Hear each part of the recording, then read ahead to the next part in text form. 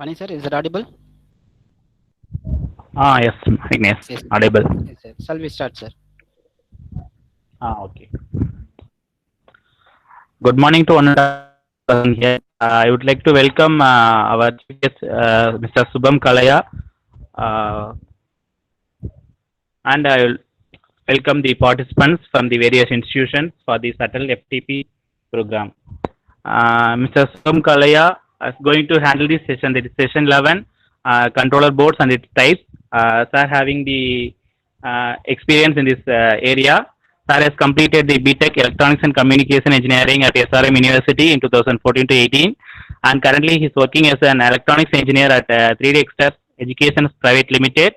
And Sir has researched and developed assembled various versions of 3D printers with his company, and also worked with the different upgradations of printers with various features, inclusion of printers such as auto loading and unloading, and unloading of filaments, auto bed leveling, miscalibration, filament runout sensors, etc.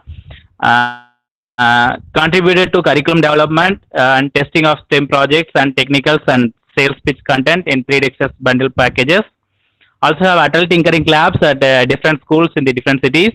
Also having experience with the training of faculties and the lab benches for the different institutions. Sir has did 50 plus technical workshops to the educators and students in different organizations. Already Sir took 5 days industrial training, 5 days training on the 3D printing and applications along with glazing software at Maulana Azad National Institute of Technology, Bhopal, for faculty members and the uh, lab technicians. I would like to welcome to this session, sir. Thank you so much, sir. I hope my voice is audible to everyone. Yes, sir. Yes, Audible, sir, is sir. audible. All Sir. right. So I should I start presenting? Yes, sir. You can start. Yes.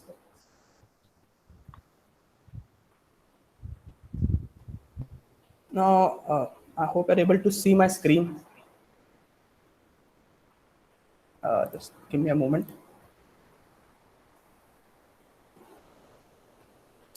Yeah, I think it's starting, right? Just give me a moment. Yes, sir. All right. So first of all, good morning and a very warm welcome to everyone. I hope you're all doing good and great. Let me just also turn on my camera so you can see me as well.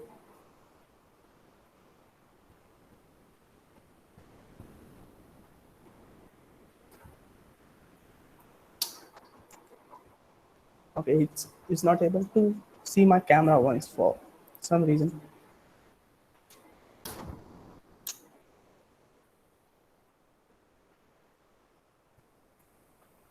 All right, no issues. I'll just turn on this thing itself. So first of all, good morning, everyone. I hope you're all doing good and fine and taking a good care of health in these pandemic times. So firstly, let me take this opportunity to introduce myself. So hello, hi, namaste. My name is Shubham Kalia. I work as an electronics engineer in the product development department of 3Dex Education Private Limited, as already told by the sir. Usually, if you talk about my work, it usually revolves around research, development, assembling of various 3D printers within the company itself. Also, I'm the person who is responsible for setting many ATL labs in various schools across countries and providing them the trainings on basic 3D printing, electronics, and how we can create small scale projects with the help of these two. I've also taken 3D printing trainings in more than 50 plus prestigious schools, colleges, institutions, and the recent training was in Maulana Azad National Institute of Technology, Bhopal. Apart from all this, I also take charge of all the testing and troubleshooting in the company on different FDM-based 3D printers. All right, so that's all about me. So let's get started. So in today's session, we'll be learning about 3D printer, right? So we have already know that 3D printer is a form of additive manufacturing that builds your model or your product layer by layer. Now to build a 3D, you need two sets of components. There are certain mechanical components in a 3D printer and there is some electronics component. That's why a 3D printer is not belong to a whole and sole, a single stream. It doesn't only belongs to mechanical or it does not even belong to complete electronics. So it's an amalgamation and integration of both the streams that is called as mechatronics. All right. Now, as this session is all about electronics, So we'll keep our focus towards that side itself. Now, considering the electronic parts in a 3D printer, this can be further classified into two types. Either there are some electronic hardware, like your boards, your different devices, components, and equipments. And then there is a software, which basically a digital information that you'll be providing to the hardware. All right. So with this, without any further ado, let's get started with today's agenda. And certainly, as today's session is going to be an intrusive one, and we'll be learning a lot more about electronics. All right. So we'll firstly start with the basic hardware requirements, specifically from electronics. What all basic items or equipments, components are actually required. Then we'll simply move to the controller boards. That is the main topic of our session, and the session is a little bit inclined toward that part only. Then we'll be learning about the basic classification of controller boards, how they can be classified, the different types of it. Then this is a very interesting session that we'll be having a live 3D printing connection demonstration. So I'll be showing you live how the connection is actually being done on a controller board. And lastly, we'll be looking to the software side, and we'll be learning about the firmware and its configuration, how you should configure your firmware. So let's get started. And first of all, let's talk about the basic hardware that we actually need to put in a 3D printer. Now, so all the hardwares that I'll be telling you is generally based for all the FDM based 3D printers. So I'm just specifying a technology over here, that is the FDM or FFF. All right. So first and the foremost thing, as already discussed by Mr. Prem Kumar, is we need a power supply unit. Now, the basic function of a power supply unit is it basically provides power, as the name says, right? So it provides power. So you can consider it as the electronic station. So it generates the power and supplies to different components throughout the printer. All right. And the basic usage of over here, the power supply unit is basically it takes your AC household voltage, that is the 220 volt AC, and converts it to the DC. Not only the regulated DC, but the clean DC. Clean DC means a constant voltage stream, right? So if it's starting at 12 volts, it remains at 12 volts throughout the process. There will be no droppage or drink in the system. Apart from this, we'll be needing stepper motors. Now, stepper motors, as already discussed by Prem sir, I'll just give you a basic glimpse what is a stepper motor.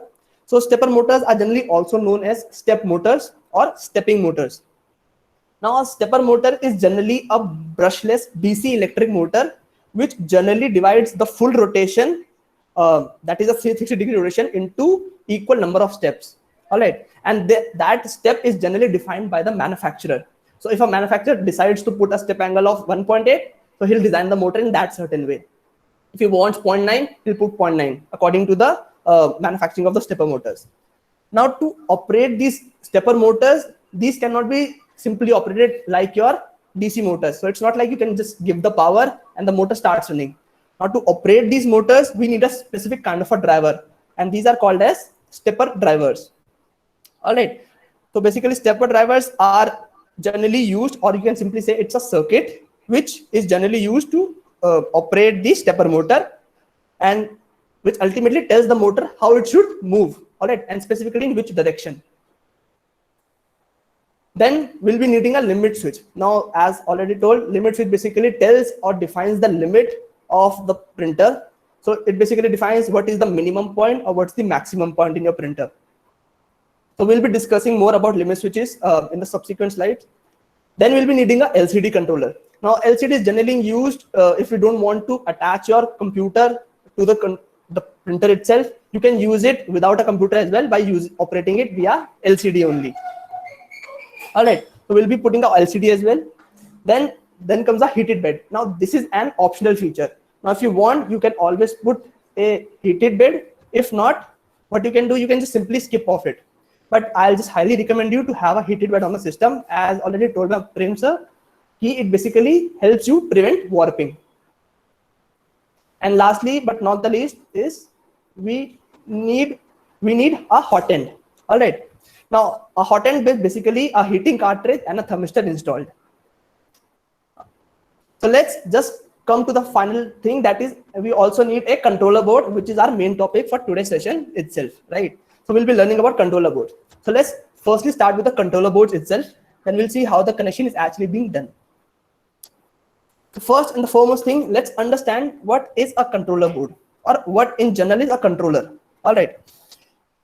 So a controller board, as per the definition, says it's an electronic component which is responsible for analyzing the data, interpreting the result, and controlling the task or operation in a system. All right. So it's a pretty intimidating definition, I can say. So let's break it down one by one and understand with the help of an example. All right.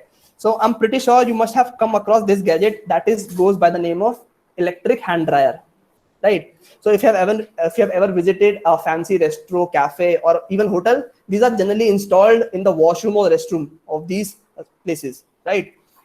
So how basically an electric hand dryer works? So generally, first of all, there is a sensor which keeps on reading the values, right? It keeps on reading the values, and that value is generally being sent to the controller. All right. Then the controller decides whether it has to turn on the motor relay on either on or off, right? Now relay is basically an electronic, as a mechanical based electronic switch. So once it receives signal from the controller, it either turns on the dedicated item which is attached to it or turns off it, right? Just like a normal switch that we do, rather than do it mechanically, it does electronically. All right. And in the end, it basically turns on the blow dryer, which actually puts the air. Now let's understand what basically controller is doing over here. Now let's say you have told the controller, you have put a specific command to the controller, key, listen, if your hand is placed below 15 centimeter or it's in the very near proximity to the sensor, then let me know. All right. You have give the command to the controller. All right. Now the sensor is continuously analyzing and sending the data to the controller. So let's say in the case one, that's the first case, you have placed your hand which is far away, or let's say that a distance of 15 centimeter. You have placed your hand, let's say at 20 centimeters. The sensor will detect that someone has placed their hands, as well as it also send the distance data. How far is that hand? Now the controller receives that data, analyzes it. Analyzes basically reads the data. First it sees the hand is there, okay. First checkbox clear. Secondly, the distance should be less than 15. No, now the hand is a little farther away from that. That is why 5 centimeter. So it basically rejects the data. It will not turn on the motor relay. So it interprets what the result should be like, right? Now, in the second case, let's say your hands are now near to the sensor itself. Let's say 10 centimeter. All right. Now the controller board does the same thing. It checks first. Okay, this hand is placed. All right. Now it basically passes that threshold value of 15 centimeter. Right. Now your hand is at 10 centimeter. So it ultimately tells the system, okay, now we have to turn on the system. So it sends that signal. It controls the motor relay and sends the signal to the relay to turn on the blow dryer. And eventually the blow dryer will turn on, which we will absolutely love to have that dryer on our hand, right? So this is the basic functionality of a controller board. So it analyzes whatever data it's receiving, it's check, and it interprets the result. Now what should be done according to the specific command given to it, and then it controls the different peripherals which is attached to it. All right. Now, but the main question is, what makes controller board so special anyways, specifically in 3D printers?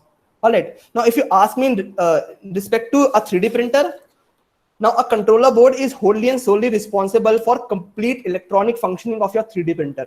And without one, you won't be able to do much except just turning on and off the components. That too, even with a manual flick. You have to literally go and turn on the system or off the specific components.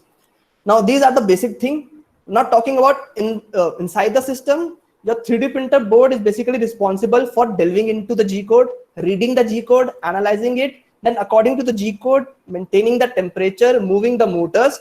And yes, the last action, moving the motor, is quite computationally and electrically intensive. And it's a very substantial task for your printer if you specifically talk about stepper motors. So generally, your controller board actually does 3 basic tasks. It first is responsible for all logical arithmetic calculations. All right. Secondly, it's basically responsible for comparisons and basic calculations, or maybe regulating the different peripherals that is attached to it. And lastly, it's also keeping switching in hand. So whether what to turn on and what to turn off, it also regulates that as well.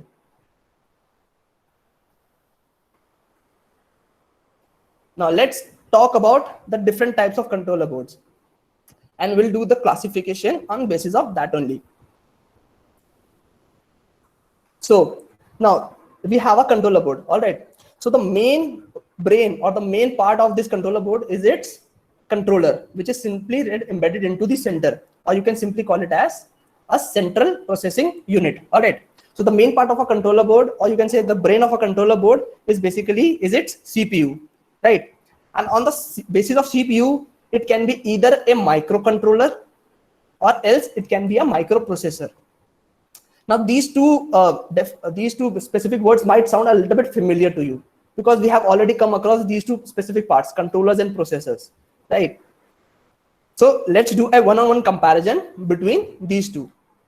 What's the basic difference between a processor and a controller? So talking about a microprocessor has only has a CPU inside them and just few ICs in them, which are generally dependent or sharply dependent on external peripherals like RAM or ROM that you actually input into your system to make it functional in nature. So without RAM and ROM, your processor will be nothing, right? Because you don't have any specific memory to feed in to what to basically actually do. So your RAM or ROM actually holds the basically instruction for your system that what it needs to do. If you go for a microprocessor, whereas a microcontroller, on the other hand, is basically a small computer that is simply built onto a single chip. So everything is already pre-built into the system. So you can simply call it as a pre-built SoC, system on chip. All right. So inside the chip, there is a CPU, there is a RAM, there is a ROM, and all the basic ICs that are actually necessary and components that are actually necessary to make it functional. So you can simply just put it into the system and you can start using a microcontroller. Though the values or the capacity of these RAM and ROMs are pretty limited and pretty small, but still you are already getting everything within the small package itself. All right. Now going to the second point, a microprocessor can work on a very high clock speed, which is generally in gigahertz, which make them run faster. All right, because of the technology that is involved in microprocessing. Whereas if you talk about microcontrollers, these usually work on a very low clock speed, generally in 2 megahertz. Now there is a literally difference of between gigahertz and megahertz, and that's the maximum speed that a microcontroller can support, 200 megahertz. And this specific clock speed depends upon the architecture, that how that microcontrollers is actually being built. And in extension to the previous point, so a microprocessor can handle, because of the higher clock speed and the larger data bandwidth, it can handle large number of instructions at a specific point of time, whereas a controller can handle only very less number of instruction, which is generally one at a time. So by the time your controller processes one information or finishes one instruction, your processor might have able to finish the complete set of instructions or the complete program itself. It's that fast. It's almost like a day and night difference. All right. But the major question is, which is among most of the people, which to choose, which is the best? What should I look for the system, right? So, or which controller board is best for me? As I have watched in the previous session, one of the participants actually asked that question, which controller is best? Now, this is a dilemma in which most of the people face the same issue. All right, which controller is best for them, or which controller board is best for their printers? All right. And the answer to these questions is pretty easy. I simply say choose the controller board which works best for you, both in terms of processor as well as the host of features it provides for the price. All right. So definitely going to pay a price for the system. So let's see what all systems or features that specific board gives to you. So I've made a small buying guide for you, which can actually help you how to choose the right board for yourself. All right. So first of all, let's start with, you can simply divide these parts into two types.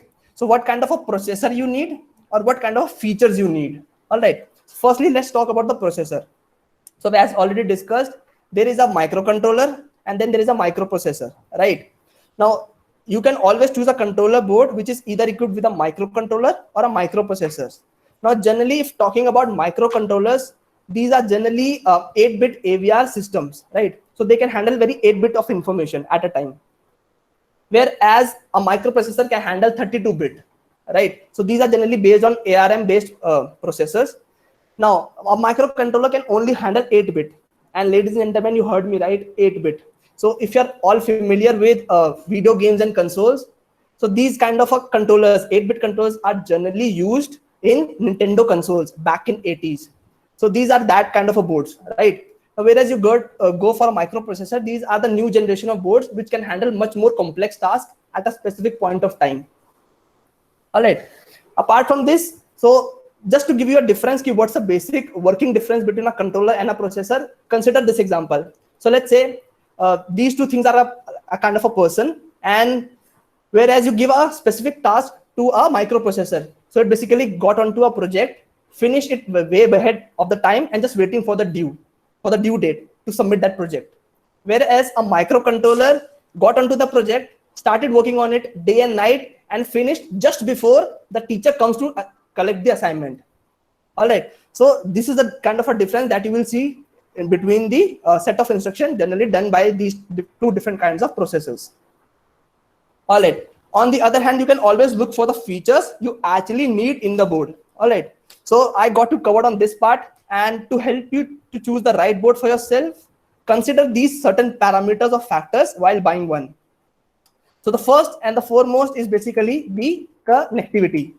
Now, what is connectivity, first of all? Now, connectivity, this is a specific feature that defines the way you are going to connect the peripherals to the board. So every controller board has either have a screw terminals where you're going to tighten down a screw over a wire connected to the board, or else you'll be having some kind of a DuPont connectors. Now, a DuPont connector is basically, as we can understand, is basically these are the pins which have a standard spacing between them. All right, which can be either found whether the pins are sticking out of the board or the pins sticking out of the board with a notched connector.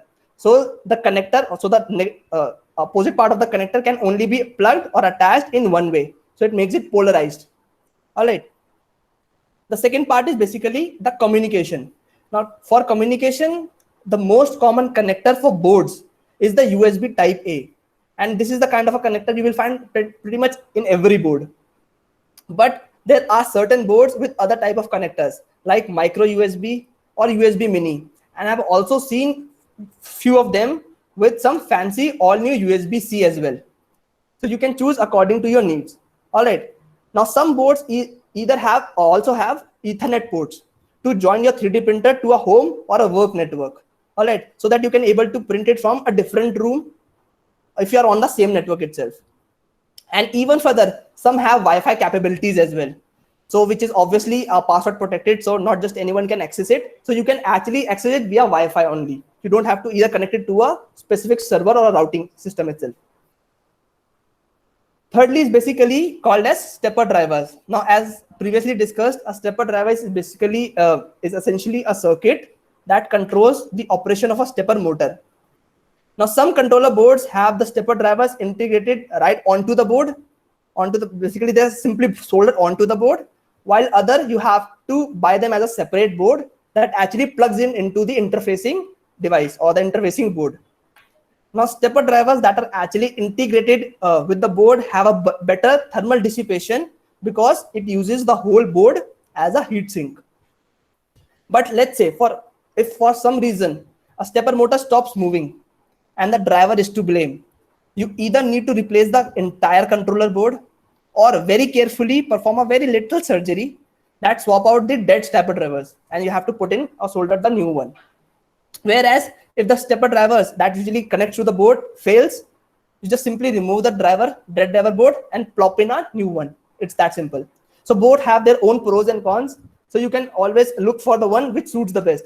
So some people prefer to have a stepper drivers integrated to their systems, so they don't have to fiddle with them again and again. Some usually like to buy it separately and put it onto the interfacing board.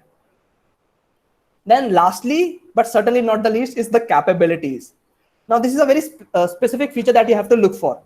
Now depending on the board that you are looking for, it was either designed for specifically for one machine. So let's say you have SAW one machine. Let's say you have SAW Ultimaker. All right, you saw, okay, these people uses this kind of a board and you wish to choose that board. All right. Now, like these boards, which are generally being used in hobby level printing, like Creality printers or even Ultimakers. Now, these boards usually have just enough connections for the hardware of your 3D printer. All right. So what does that mean? So like if it doesn't come with a heated bed. So let's say you have bought a printer, you have seen that your specific printer doesn't come with a heated bed. All right. So then there probably won't be any terminals for you to upgrade to a heated bed later.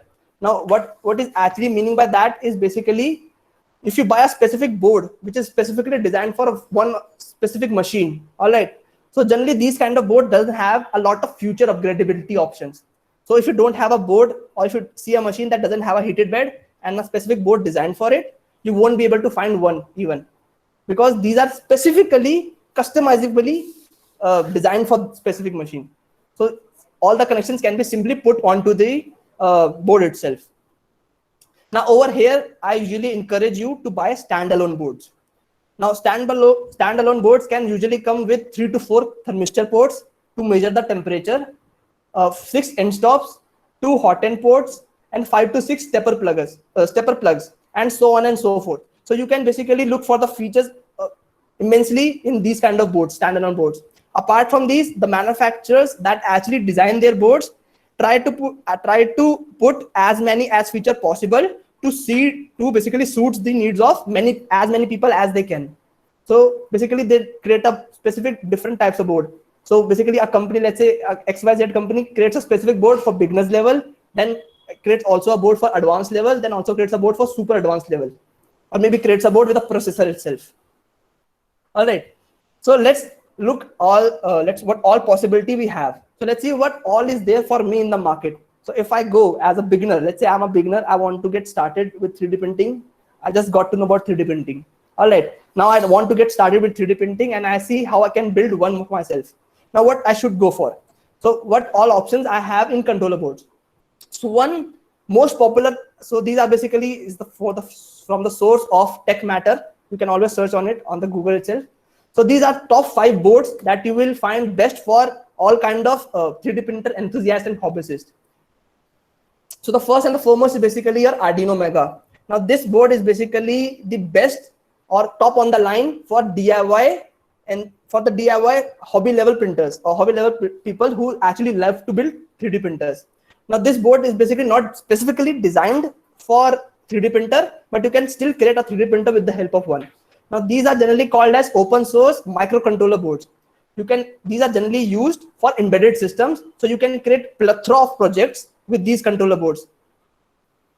Then now to use this specific boards for your 3D printers, you have to either use some other interfacing device, shield, like we have talked about RAMs, or else you can also build one by using it or by using standalone connections as well. Basically doing the connections on the breadboard itself. All right. So let's go for other board that is called as MKS Gen version 1.4.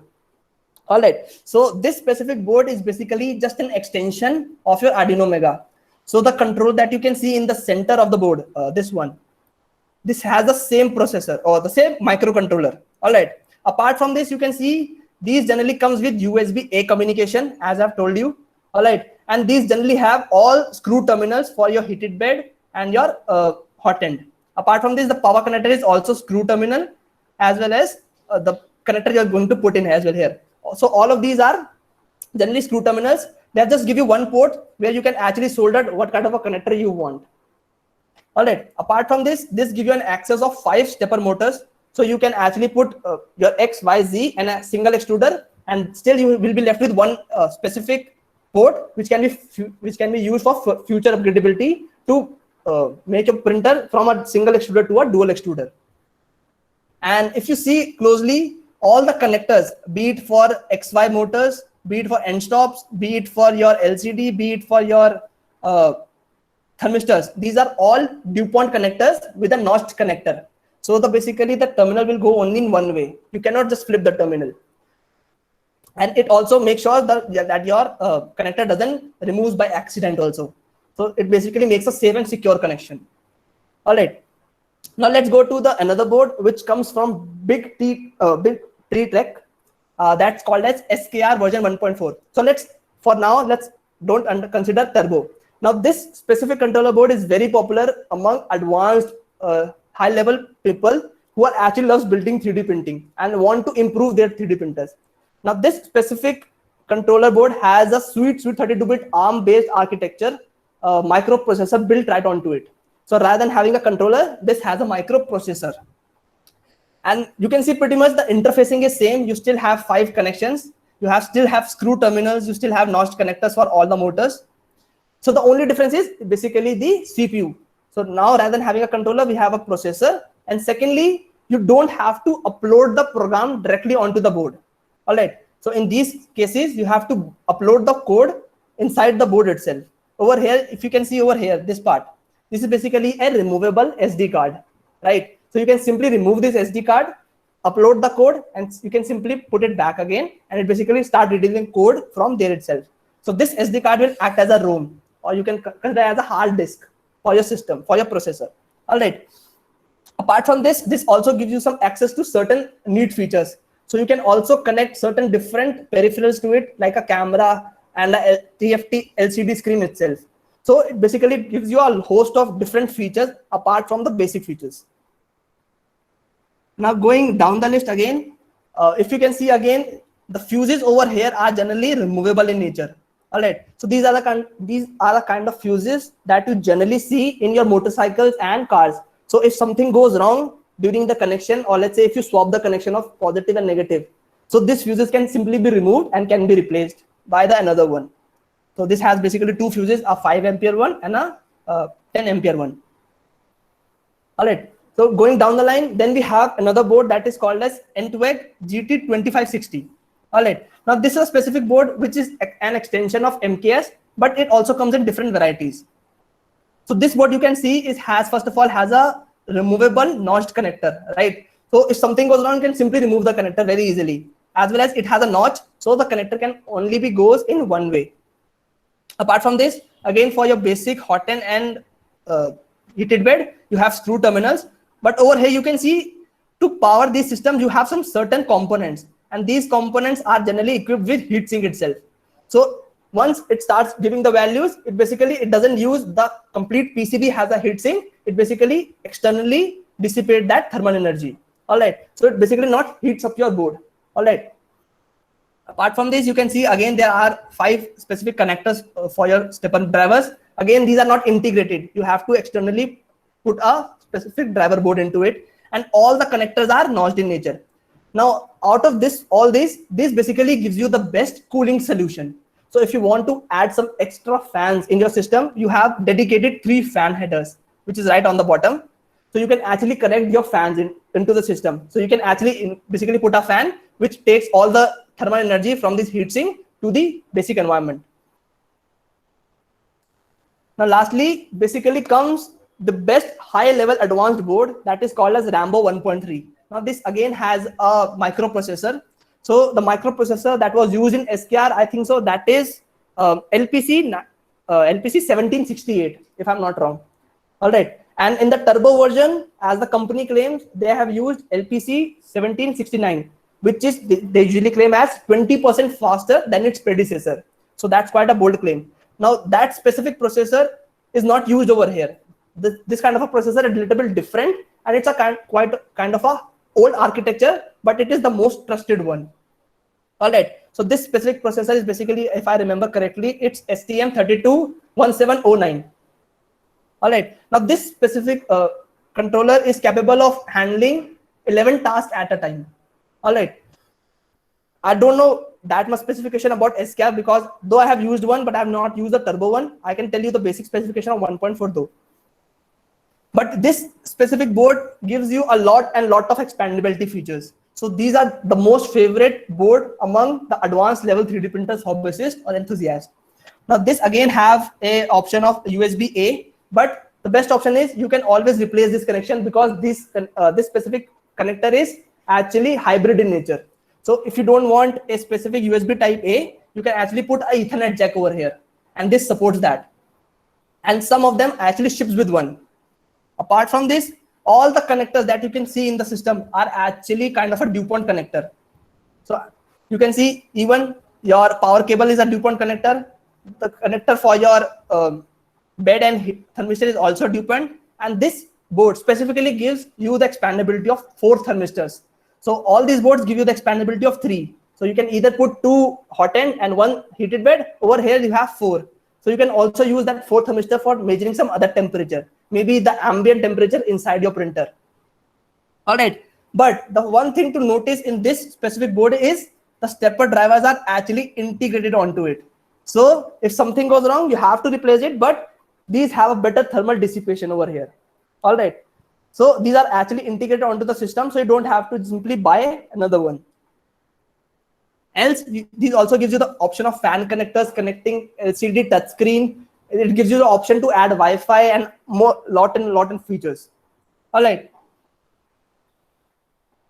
Now, after this, let's see from electronic points of view what it actually takes to build a 3D printer. Now, I'll be using my another phone to show you the live connection demonstration of a 3D printer. But before that, let's see the basic connection guide, how it actually going to get together. So first and the foremost thing is, first of all, I'll show you a quick connection guide. I think so. Wait, let me just. All right.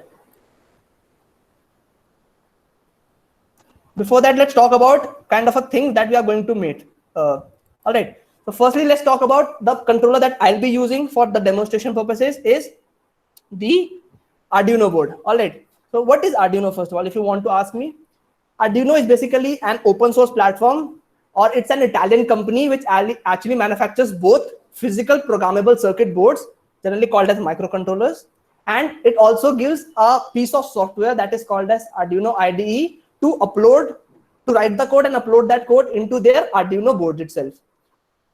All right, and the one we'll be using for demonstration and for making a 3D printer is called as Arduino Mega. All right, so let's see the basic features of Arduino Mega, what it basically actually it gives me. So the heart of the system, that is the microcontroller, is actually is basically at Mega 2560. All right, the operating voltage of the board itself is basically 5 volts, whereas you can input up to 7 to 12 volts. All right, so input voltage can be 7 to 12 volts, but it will be a step down to 5 volts to operate the basic electronics. Now talking about input output pins, it has 54 digital input output pins, out of which 15 are PWM pins. All right, now what is PWM? You might be having a curiosity, what is PWM? Now PWM is basically a specific kind of a modulation technique through which you can actually change the width of a digital signal to achieve different analog voltage levels. So let's say if you have the system basically operates between 0 to 5 volts, right? Let's say I want to have a 3.3 volt output. How can I do it? I can actually do it by changing the modulation or by changing the width of the specific pulse, and basically gives me that analog points of value. Apart from this, it has 16 analog input pins and having a flash memory of 256 KB. Now you can see why basically I told you these controller boards have a very small capacities of different RAMs and ROM. You can see the flash memory is only just 256 KB, right? Out of which 8 KB is already being used by the bootloader. Now bootloader is basically a kind of an environment for a system so that it can interact with different peripherals. All right. Now talking about RAM is basically just 8 KB. Right, see, it's very small, it's in kilobytes.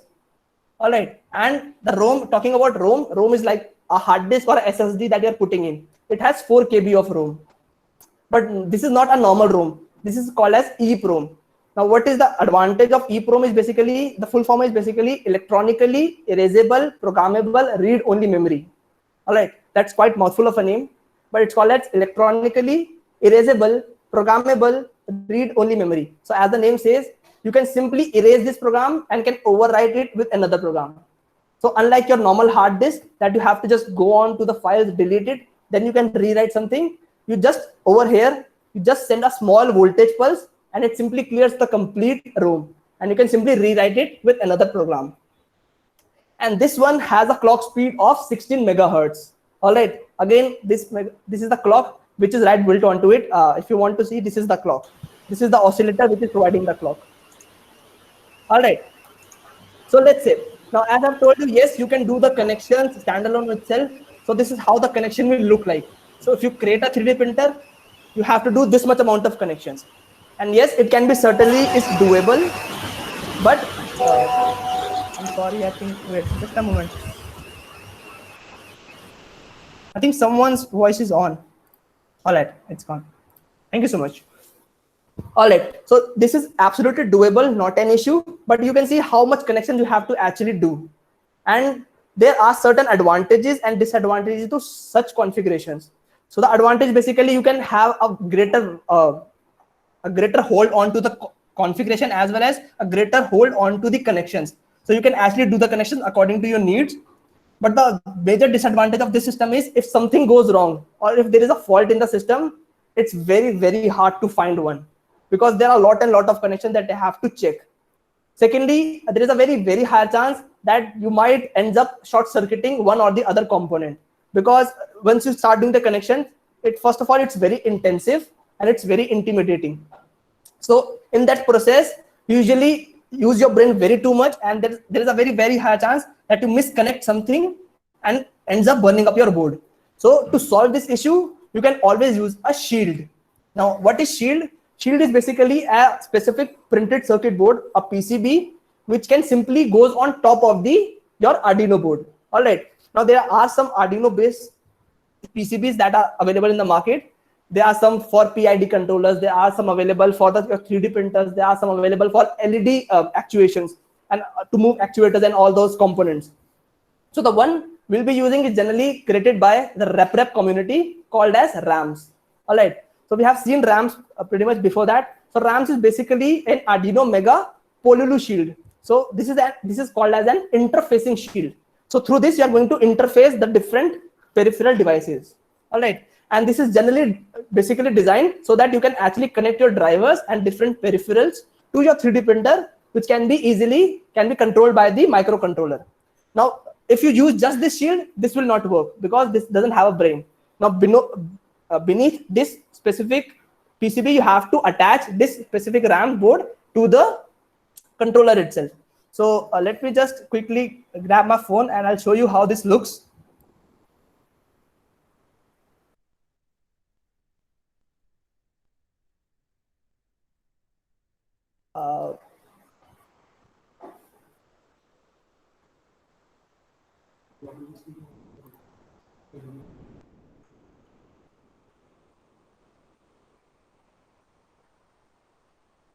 I hope you're able to see my face, right?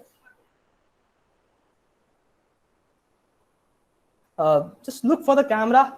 So I'll be showing you few certain things. So first of all, I'll start with the board. So this is the RAMS board that I was talking about. So you can see there are different parameters that you can actually attach to it, right? I'll just turn off my voice from here and I'll go to the another part. So, sir, your camera is not visible, sir. Okay. Right. Hello.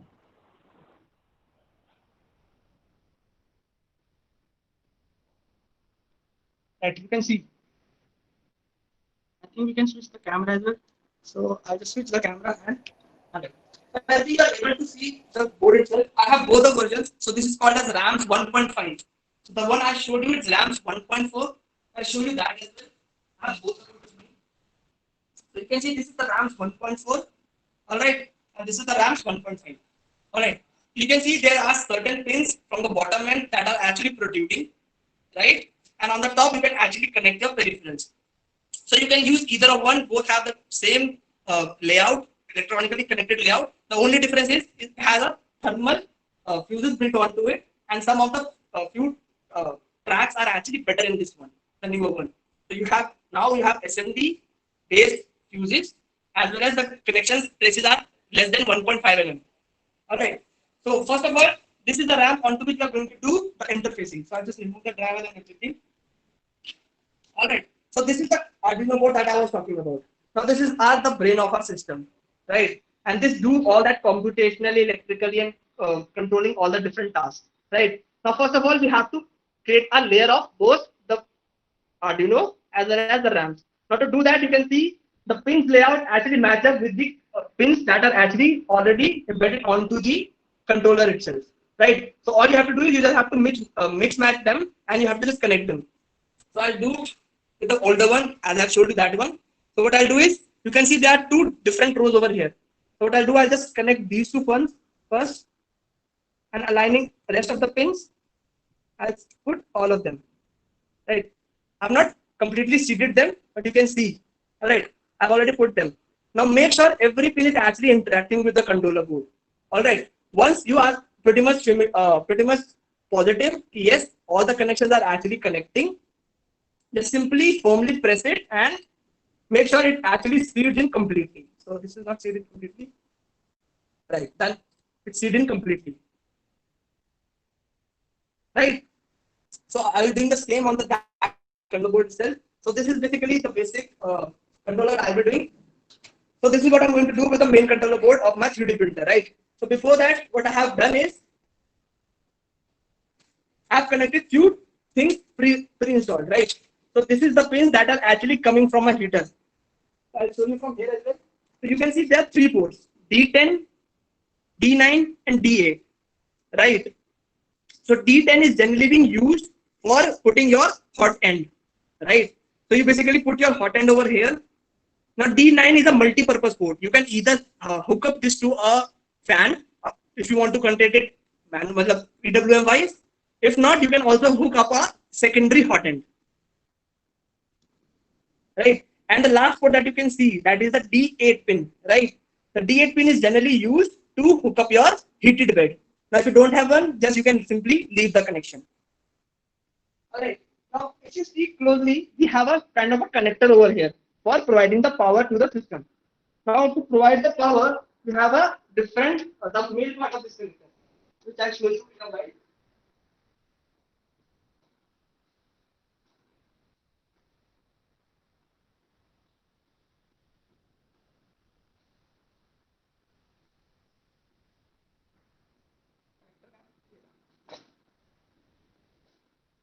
Alright. So this is the connector that I have already pre-built. I have already attached the wires. I'll show you how I connected the wires. I'll show you the polarity as well. So this is the kind of a connector we'll be having, and you have to just feed in into the ramp itself. So it only goes in one direction. This is also polarized, and you can see there are 2 specific latches on the top. Right? Let it zoom. All right. So how I connected it, basically, if you see the board clearly, so if I show you board, if you can see over here in the board, from the top part, you are basically see some extra pins, especially from the bottom itself.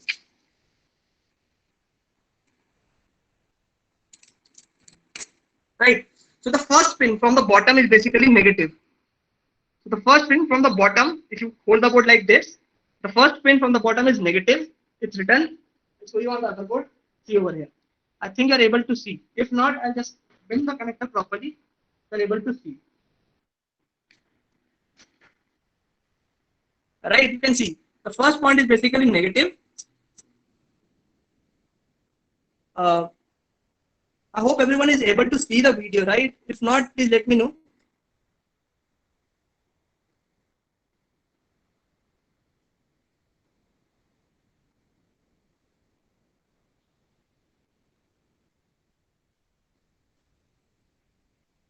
I think few of the people are able to see.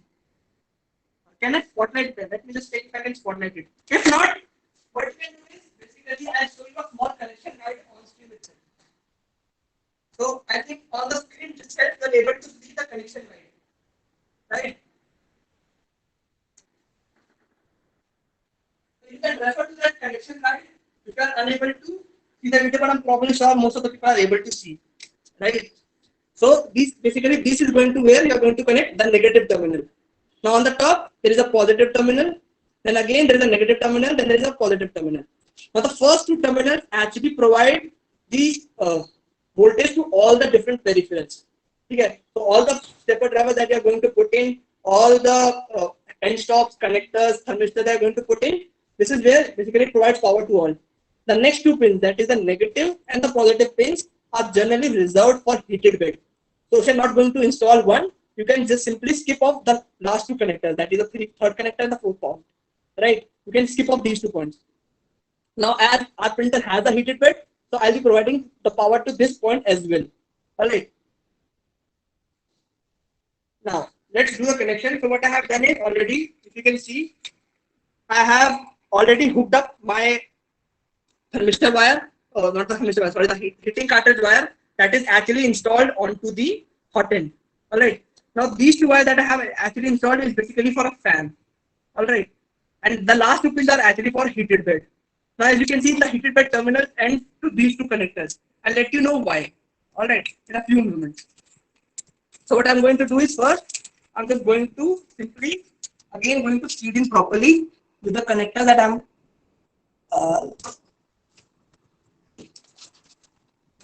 and it's seated in properly. All right, this is done. I've already installed two of my parts. Now after this, you can see there are some certain areas actually given for stepper drivers, right? Now over here, I have to install my stepper driver. So this is how the stepper driver looks like. So the stepper driver I'll be using is basically A4988, which can provide stepping up to 1/16 of the step. So this has a micro stepping capability. It can further reduce my step angle to 1/16 step. So now how to connect? Now your stepper driver can go in this orientation as well as in this orientation. Now how to choose which orientation is correct? All right. Now for this, most of the time the manufacturer of the controller board writes the things onto the board itself. So if you look a little clearly from the inward side of here, so the inward side of the hair, and you can see there are certain ports already written onto the stepper motor itself. So you can see there are pins like enabled, step, direction, clock, MS1, MS2, MS3, enable, all these things. So you just have to align the enable pin. Find the pin on enable pin on the board and just align it with your interfacing board itself. So let me just check, and I can see a EN pin over here. So for this, you might have to zoom a little bit. Over here, the EN is written. Where is my point is? The Allen key point is. So over here, the EN is written. So this is my enable pin. So this first pin is enable. So what I'll do is I'll just align it. So this is my enable pin, the first pin. The first pin is enable pin. I'll just align it with it, and I can simply just push it inside the board itself. All right. So this is what I'm going to do with the main board itself. I'll be installing the board. There goes my first stepper motor. Now this is a stepper. Let's say if you are using 4 motors, you have to put that many stepper drivers. So I have X, Y, Z as well as extruder. So I have to put 1, 2, 3 and 4 motors. Right. Now if you see a little closely onto the board itself.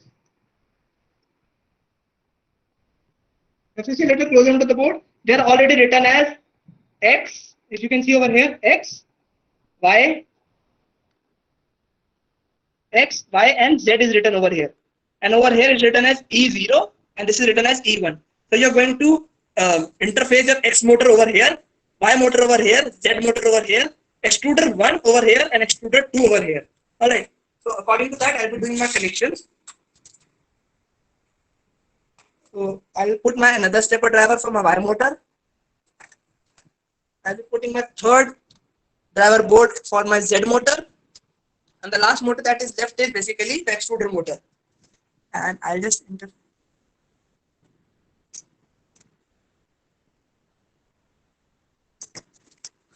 so I've installed my stepper drivers as well. Alright. So this is where you have done almost 90% of the work. Now this is the most important part that you have to do. The rest are very pretty simple. Now first of all, remember in the cartridge itself we have a temperature sensor as well, that is called as thermistor. Now we have 2 thermistors over here. One is a thermistor that is coming out from the hot end, which measures the temperature of the hot end. What is the temperature of the hot end? And the second thermistor is coming out of the heated bed to measure the temperature. What's the temperature of the heated bed? So I have 2 thermistors. So this is the thermistor number 1, that is for the heated bed, and this is the thermistor number 2. This is the thermistor number 2, which is for the hot end.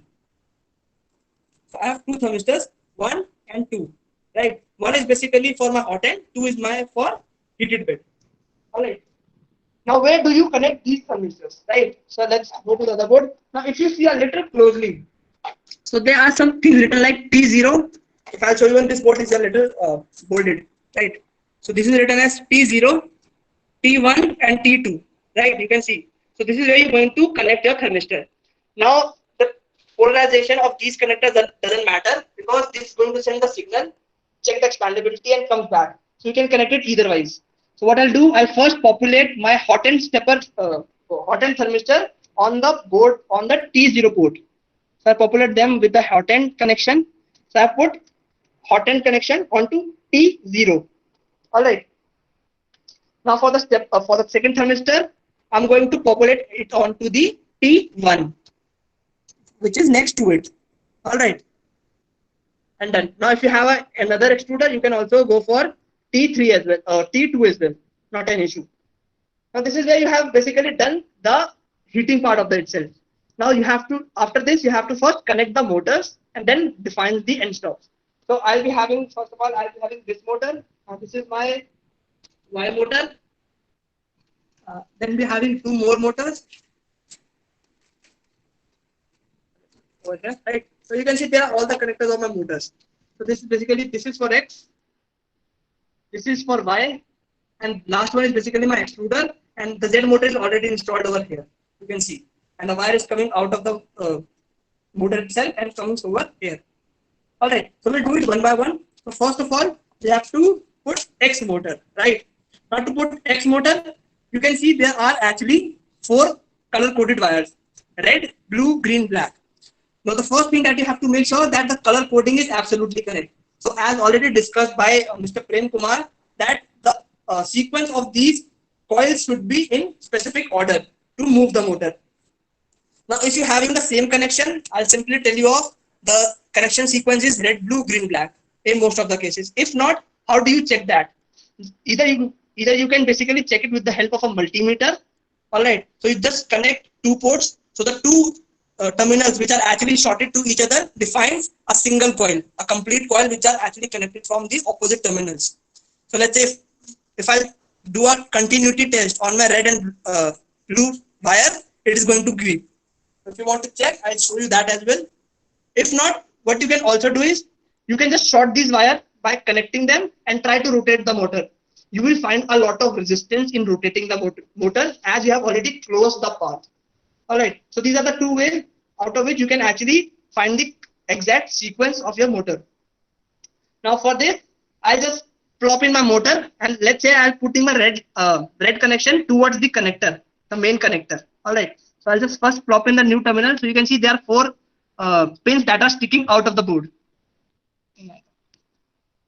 There are 4 pins that is actually sticking out of the part just next to the stepper driver, and we just have to plug them over here.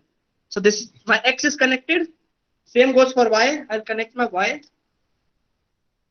And I'm making sure my red connector goes to the back side.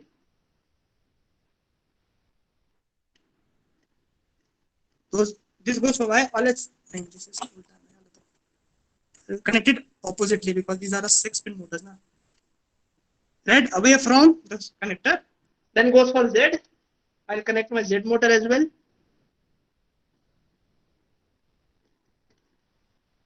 And the last but not the least is your motor for extruder.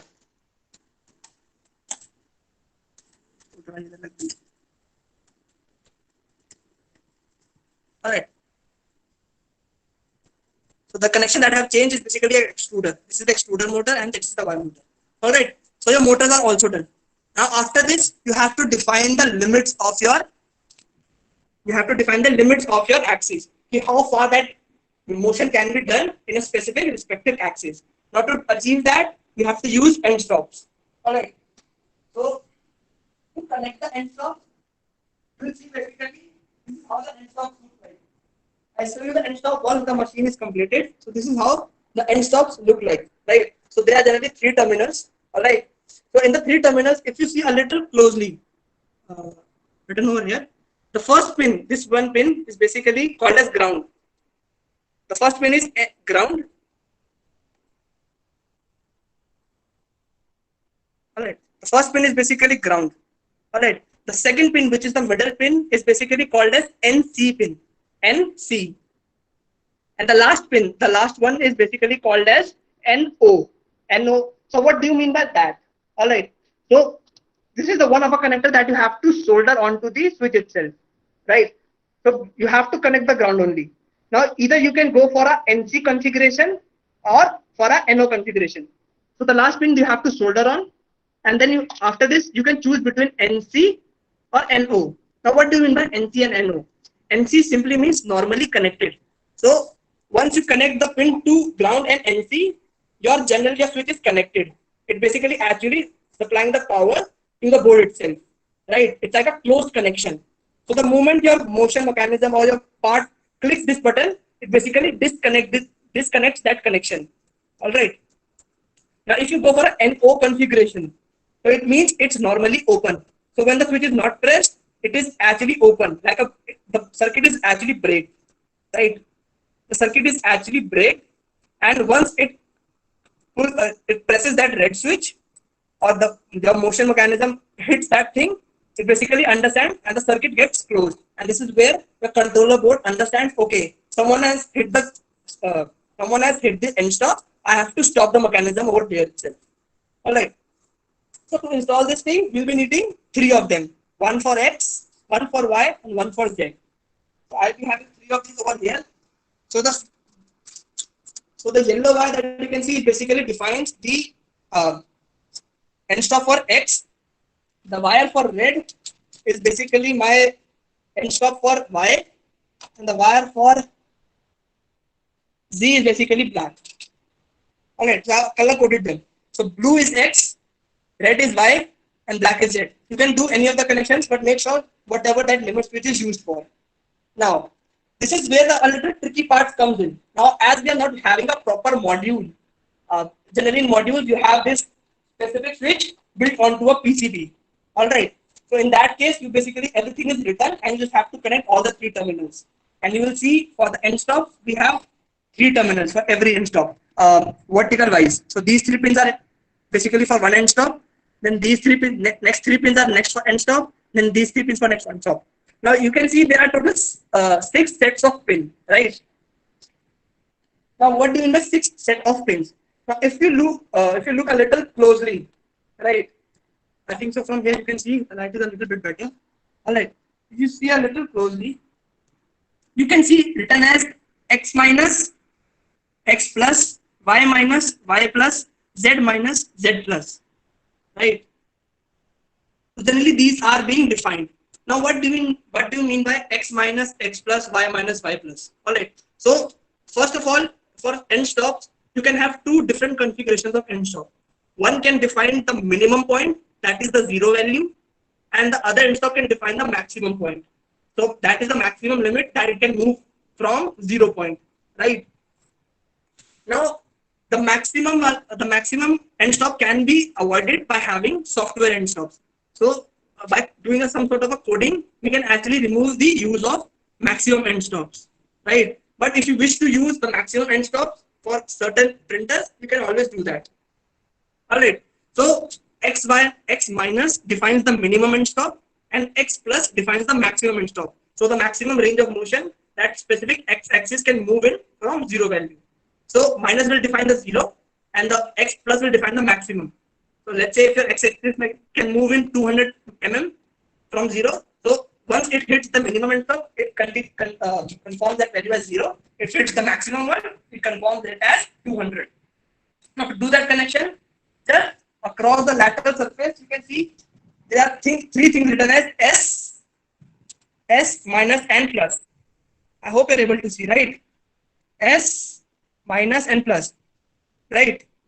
Now, if you're having a module, you can simply just check the connection key, which this pin is positive, this pin is negative, and this pin is signal, the top one, right? So these are generally in vertical manner, right? The lower one is basically negative, lower one is positive, the middle one is negative, and the top one is a signal, right? Now, if you're having a module, generally module connectors ends up in 3 terminals. So you can simply just verify the connection with positive to positive, negative to negative, and signal to signal. So S defines signal. But as we are having this a 2-pin connector over here, as you can see, it's a 2-pin connector. So what we are going to do is we are going to connect it to signal and negative. So this is my X wire. I'm going to connect it to X minus. So this first pin defines X minus, and I'm going to connect it to X minus. Signal and negative. See, this is the connection. I have left the last pin. I have left the last pin, I have connected to the first two, right? Now let's go for y minus. All right, now for after x minus, then comes x plus. Now I'm not going to populate x plus, so I'm going to leave that connector and I'm going to the next one that is says y minus, and then here I'm going to connect y minus. Okay. When y minus is done, then we can again left y plus and we can go for z minus.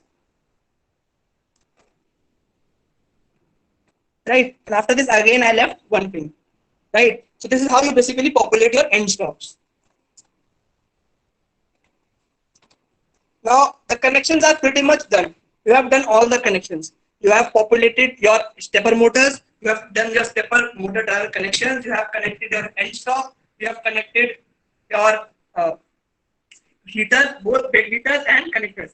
Now remember, as I have told you, your bed terminals ends to these two connectors. Right? Now either you can directly connect your bed to your controller board, or else you can have a switching system in between. Now why there is a need of switching? Now, generally, bed takes a lot of power, right? Because how it basically works, it basically there is a specific tracks of copper which actually heats up, which dissipates the power from electrical energy to heat energy. Now, as a bed takes a lot of power, we are basically to save our board from heating up. We are going to add external switching system. So the switching system we'll be using is called as a relay. So this specific part that you can see right now is called as relay. Now you can see there are 4 terminals in a relay, right? 1, 2, 3, 4. Right. Now the 2 terminals, that is the one on the top, are these are numbered as 85 and 86. Now these are called as signal pins. All right. Now these take signal from the controller board to when to turn on or when to turn off. Right. So what I'm going to do, the wires that are actually coming from the controller, I'm going to populate these 2 pins to the signal pins. That is the pin number 85 and the pin number 86. All right. Now after this, you will be seeing you are left with 2 wires, this one and this one. The one on the, I'll take it up, this one, the wire is goes to nothing, and this wire, right? Now once the relay gets the signal from the controller board, it basically shorts these 2 terminals, or you can say it basically closes the switch between these 2 terminals, right? So what I'm going to do, I'm going to connect the positive of my heating bed over here, right? Positive of my heating bed over here, and I'm going to connect this part to the main power supply unit. Now after this, I'll be doing all the connection to the supply unit. I'll just connect to the power supply unit, right? And the one wire that is left is basically from your heated bed is a negative. So this red wire goes to the positive, which goes to the switching system, and the negative goes to the simple negative terminal of your power supply. So the connection can be completed, right? Or the connection can be closed. Now after this, we'll be doing all the connections of the power supply, which is pretty easy. Everything is pretty much self-explained. So if you see a power supply, I'll show you a different power supply. Generally, this is a kind of a power supply. Now this one is a 24-volt power supply. It is written over here as well. If you can see, 24 volts and 20 amps, right? This one is basically a 12-volt, 30-amp power supply, right? Now if you see a power supply, these are all the terminals through which you can actually connect your different peripherals, right? And on top of these terminals, if you can see a little closely, there are certain things written onto it. So the first thing is L. L basically means line. So over here you have to give your household 220-volt AC power supply. So you have to put 220 volts power line over here. Now these that you generally have in your household, but there is a third connection that is called as ground. Now ground basically makes sure that there is no excessive current left in the system. So make sure you connect your ground as well. So you have to connect these 3 wires. The same goes for this power supply. So if you see over here, you'll be having a small socket through which I'm going to split in my circuit, right? So if you see between the socket and the power supply, I have added a switch. So I can actually control my power supply when to turn it on and when to turn it off.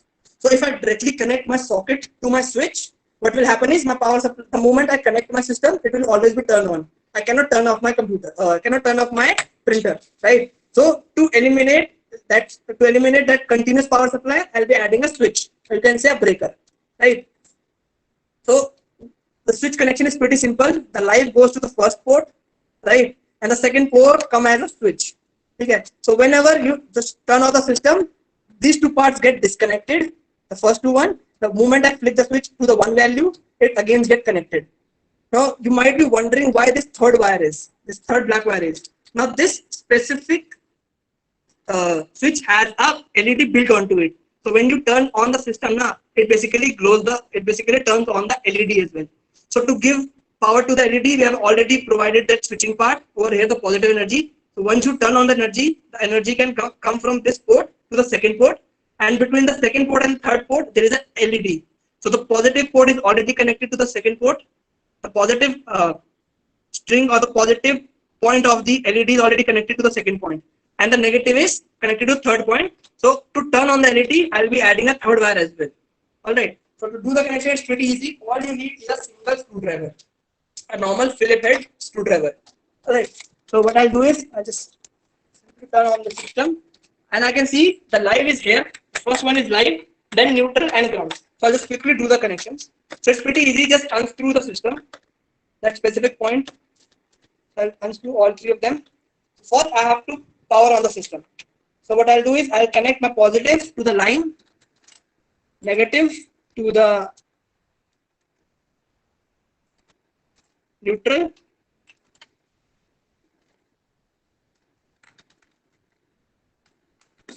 and ground to the ground. Right? And I'll just simply tighten them.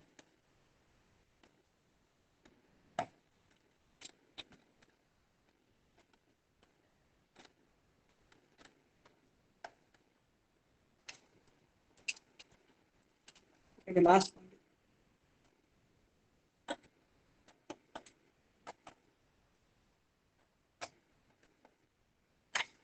All right. So I have already secured my three connections. So whenever I give the supply to my system, the power supply is going to turn on. All right. Now after this, the extra port that you can see, the V+1 and V-1. Now these define the regulated DC power supply. So it takes 220 volt AC, does its magic, regulates step them down, and gives the output as a regulated DC power supply. Now as I told you, this is a 12 volt system. So this gives a 12 volt power supply system. Now, first of all, I have to connect my board to the system. So I have already made a connector, right? So on the one end, there is a connector which simply goes onto the controller.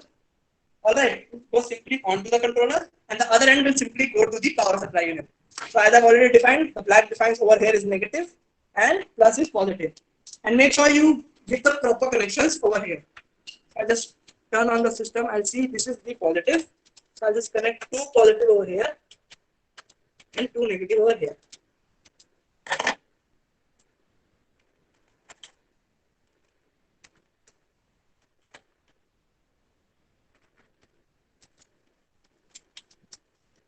Positive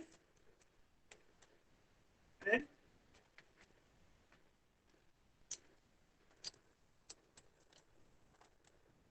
two negative, right?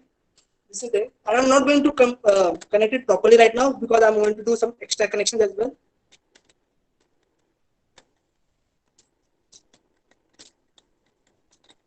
I'm going to just write it from now. All right. So this is where you have connected your connector, and you can simply connect this connector to your RAM's board. What I'll do is, you can see if I try to turn the connector and try to insert it, it will not go properly. It will not go, right? So this goes in only one way.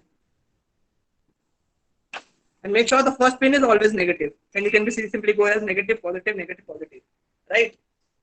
Now, you have supplied the power to the board. Now, the only thing which is left is basically providing the power to the heated bed. Now, we have already done the basic switching connection. The only we have to basically do what is this? We have to just either connect this negative terminal, and we just have to connect this positive terminal as well.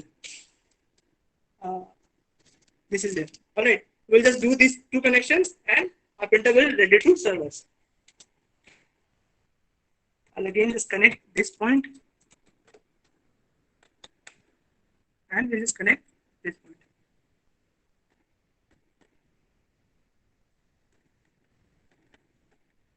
All right, and voila, we're done with the connections. I know the connections are pretty messed up, We'll do some wire management after this. No issues. We can always do that. All right. Now the last and the final thing is, now I want to control my systems independently of my computer.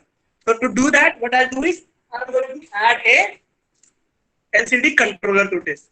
And this specific LCD controller has a built-in SD card support. So what I can do is I can simply just take my G code in an SD card and put it into it, and this can take the G code from this SD card itself, from the controller itself. So to do that, I've already mounted the controller board. And if you see onto the LCD board, you have two connectors called as EXP1 and EXP2. Now, if you see the connectors of these are pretty similar connectors, right? So you just have to connect these two connectors over here one by one. That's all. I'll just do this over here. I connected the first connector, and I connected the second connector. Now you have to connect these two terminals over there, right? Now over here, these have no general support for us to connect the wires. So for this, we need a specific kind of adapter called as a smart adapter, right? So this is a connector that we'll be using. Right, now you can see there are some female ports over here and male ports over here. So what we'll do is we'll add this connector on the edge of this controller board. You can see this is the L kind of a structure, and we'll just connect it via this only.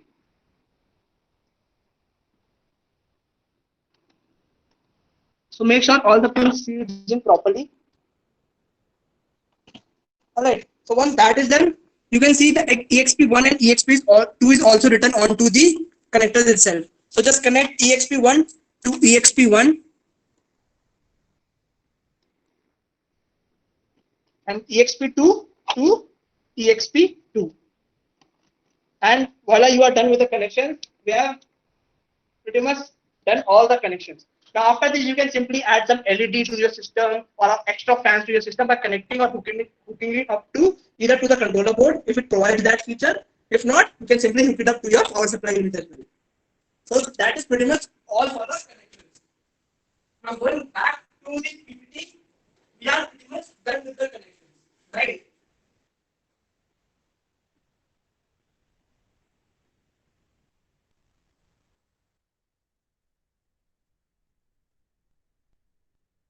We are pretty much done with the connections. So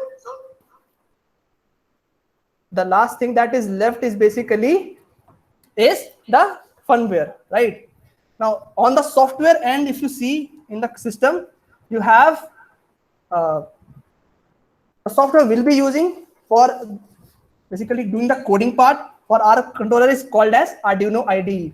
Now as I've told you, Arduino basically provides both the support, both the controller board as well as the software onto which you can actually code, and you can upload that code to the specific boards. So the code, the software we'll be using is the Arduino IDE. Now to download this specific software, what you have to do is, it's pretty easy. You can simply just go onto the Google, all right, and you can write Arduino. If not, you can go to the website directly by going to arduino.cc. You can see on the top. If not, I'll just also share my screen. I think so. I forgot to share my screen. It's visible, right? Right, it's visible. So from there, Arduino, from their website, you can see there are a little bit of tabs on the top, like about, hardware, software, documentation, and all. So these have a very, very intrusive community of their own. So you can actually talk with them, learn about a little bit more about projects. And as far as the software goes,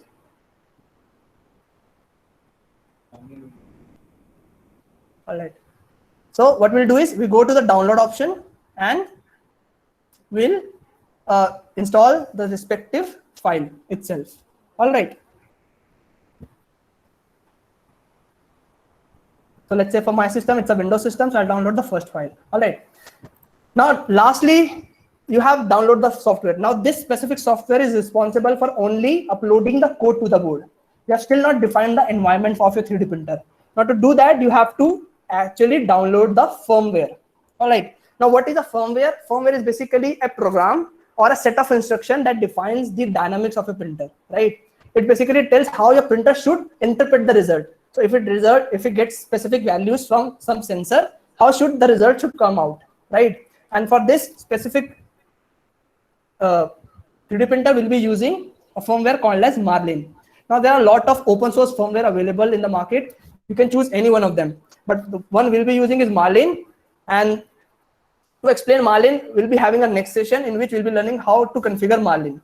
All right. So in this specific session, what we have learned, let's do a quick summary. All right. So first of all, we learned about the hardware requirements, what all electronic hardware is actually required to build a FDM-based 3D printer, in which we talked about different parts like power supply unit, end stop limit switches, controller boards and all, right? Then we talked about controller boards, what are controller boards and how important controller boards are for 3D printers. All right. After this, we learned about a lot more about types of controller board, how we can actually classify controller boards on the basis of their CPU. What is a microcontroller? What's the difference between a microprocessor? After that, I also discussed about how one can choose a best controller board for themselves. So there are plenty of them. I cannot show all of them, but those 5 that I have showed you are the best one out of those 5, out of the bunch, right?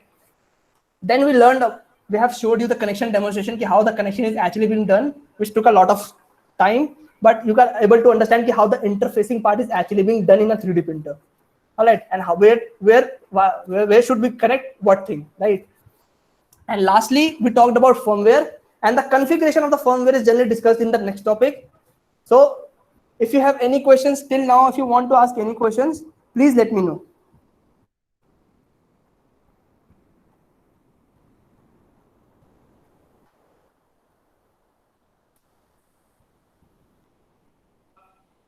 The participants, if you have any queries, you can ask or you can type in the chat also. Yeah, for sure. If you are not feeling well to say it on the speaker itself, you can always type in the chat box, for sure. If you want to have a one-on-one conversation, how this is best for me, you can always unmute yourself and ask me the question.